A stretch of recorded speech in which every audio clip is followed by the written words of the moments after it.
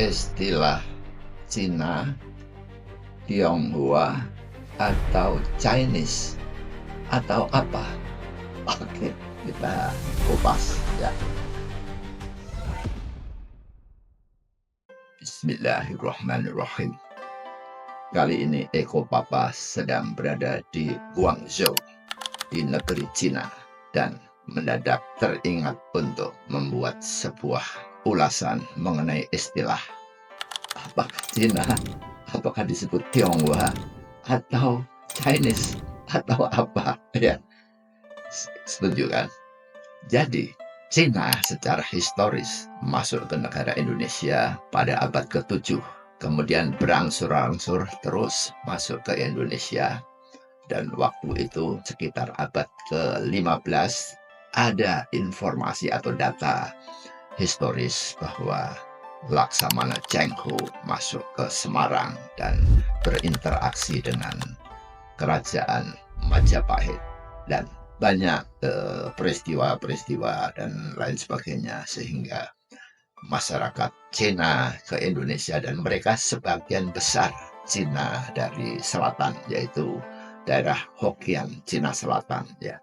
Nah, beberapa peristiwa sejarah adalah pada tahun 1700 sekian ya. Sedemikian banyaknya warga Cina di kota Batavia, dan mungkin karena perlakuan dari pemerintah Belanda waktu itu, sehingga terjadilah pemberontakan Cina di Batavia dan dilakukan pembantaian cukup besar-besaran pada warga Cina. Kemudian sebagian Cina yang bisa selamat lari ke Jawa, terutama ke Jawa Tengah, dan waktu berlangsung terus. Dan sebagai warga asing tentunya mereka berkomunikasi sesamanya dan membuat kelompok-kelompok komunitas, yaitu warga Cina. Di Jawa Tengah waktu itu Kerajaan Mataram, jadi di periode tahun 1821 mereka berkelompok, dan terutama di Surakarta, Kerajaan Mataram waktu itu Raja Pakubuwono, dan kelompok Cina ini melakukan negosiasi dan dialog dengan Raja Pakubuwono dan ingin membantu Pakubuwono untuk melawan Belanda, dan Cina sanggup membentengi Pakubuwono untuk melakukan pemberontakan, karena memang Belanda sudah mencengkeram di Mataram, dan semua gerakan kiprah politisnya dari Raja Mataram dikekang oleh Belanda. Pada saat negosiasi, tampaknya Raja Mataram menyetujui. Nah, tetapi pada saat menjelang hari hanya, justru Belanda mencium gelagat ini dan mengancam Raja Mataram untuk jangan melakukan kompromi dengan warga Cina, karena kalau tidak Belanda akan menyerbu Mataram habis-habisan. Jadi ini adalah istilahnya to be or not to be buat Raja Mataram, karena kekuatan Belanda sudah demikian kuat. Dan akhirnya Raja Mataram memilih untuk berbalik arah, dan terjadilah tragedi pembantaian pecinan di Kartosuro, pembunuhan besar-besaran, dan di situ pembantaian terhadap Cina lebih besar daripada yang terjadi pembantaian di Batavia sekitar 50 tahun sebelumnya. Nah, itu kondisi Cina, masyarakatnya memang mereka sebagai pendatang mendapatkan perlakuan yang tidak enak dari warga setempat. Waktu berlangsung terus hingga terjadilah pergerakan kemerdekaan, dan pada waktu pergerakan kemerdekaan, para pendiri negara kita menyebut kelompok Cina ini adalah warga Tionghoa, dan memang Tionghoa ini adalah maknanya adalah sebuah suku Cina yang dari Hokkien, mereka Zhonghua. Ya, sulit untuk disebutkan, tapi intinya konteksnya adalah Zhonghua, dan mereka lebih suka disebut Tionghoa. Nah, gitu. Sehingga dalam berbagai dokumen-dokumen para pendiri menyebutkan bahwa kelompok keturunan Tionghoa. Jadi kata-katanya bukan Cina tetapi Tionghoa. Nah, demikian waktu berlangsung dan Indonesia merdeka, dan dalam proses kemerdekaan terjadilah dinamika. Ada yang menyebutkan Tionghoa, ada yang menyebutkan Cina. Tidak ada sesuatu yang baku.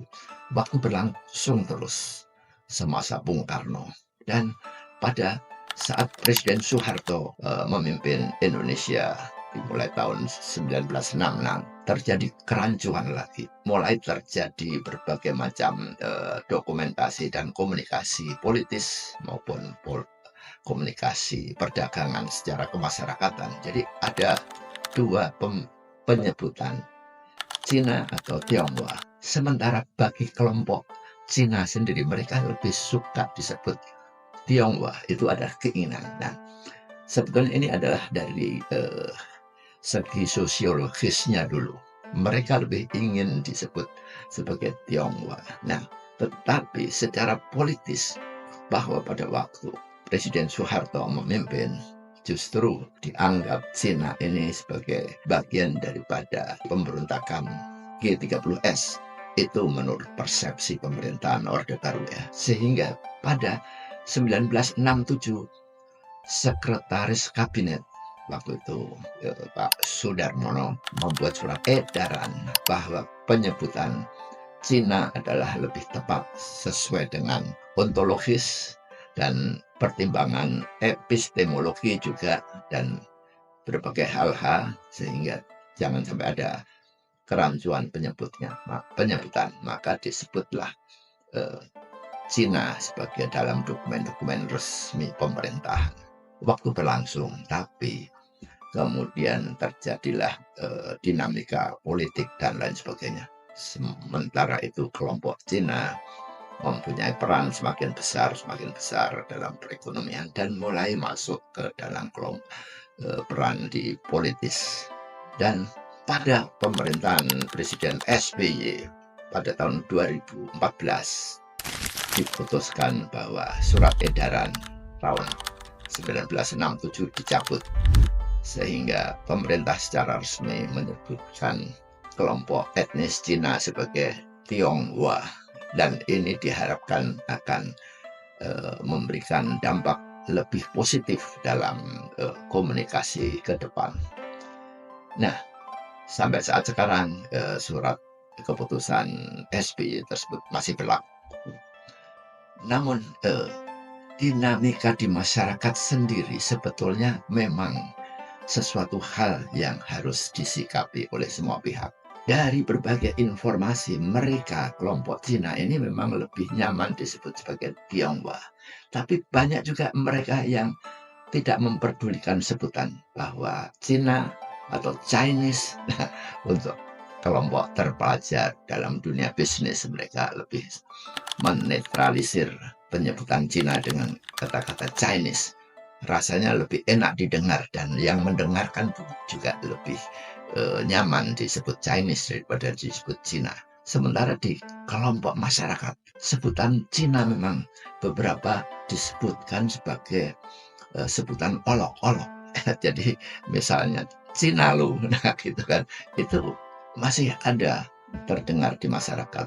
Nah, jadi bahkan kita pun mendengar dari mulutnya sendiri, Ustadz Felix Xiao, beliau dengan sadar mengalami persekusi di masyarakat, dicina-cinakan, dan dia nyaman saja. Maka beberapa kali dalam ulasan, dalam ceramahnya, dia mengaku Cina-Cina, tetapi dia nyaman dan tidak menganggap itu sebagai persekusi, dan di telinganya oleh beliau dianggap santai saja. Namun kini ada istilah Tionghoa dan mungkin lebih halus, lebih terasa nyaman di telinga, dan maka untuk masyarakat bagaimana kita menyebutnya.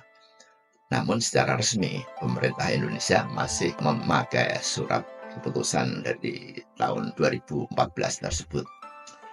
Jadi secara populasi sekarang kira-kira jumlahnya 8 sampai 10 juta, cukup banyak, dan mereka banyak mendominasi di dalam kancah perekonomian. Para pengusaha-pengusaha Chinese. Nah, ini Eko Papa sendiri lebih nyaman menyebut Chinese daripada Cina, ya.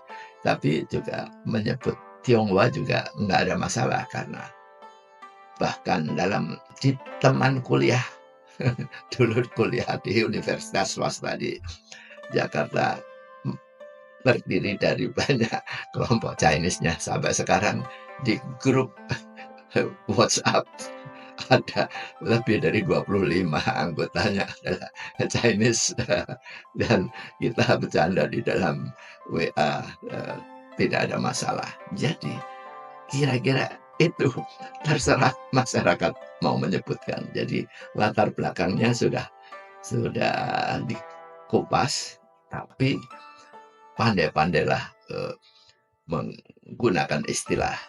Namun di dalam Islam, nah Islam ya, Rasulullah lebih suka menyebut nama seseorang sesuai dengan apa yang dia suka disebutnya.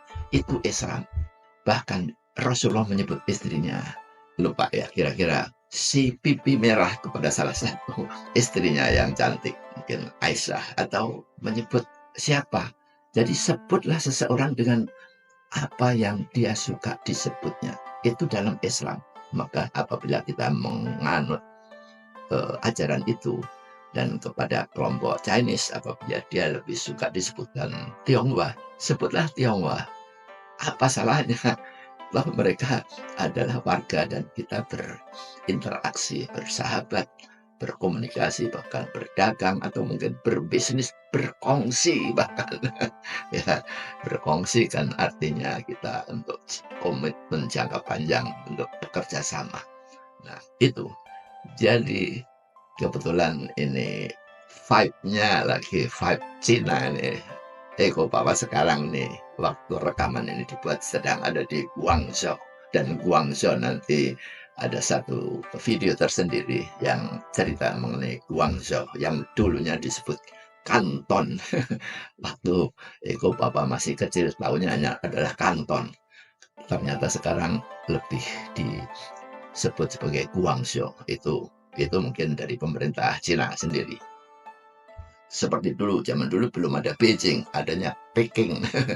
Nah, kira-kira begitu. Memang Cina memang luar biasa, sangat besar, sangat luas, dan pertumbuhan teknologi dan perekonomiannya juga sangat tinggi. Dan ada satu video khusus mengenai Cina, ya, sudah beredar di YouTube. Ya, silakan di search, dicari sendiri bagaimana Cina berkembang pesat secara ekonomi dan secara mandiri, dan bahkan mengkhawatirkan negara barat, bagaimana Cina ini perekonomiannya semakin besar dan teknologinya juga semakin canggih, sehingga terjadi persaingan, perimbangan, persaingan, dan lain sebagainya. Dan itulah memang dunia isinya itu.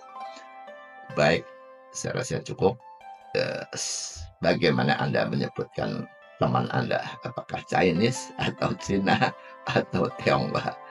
Be wise.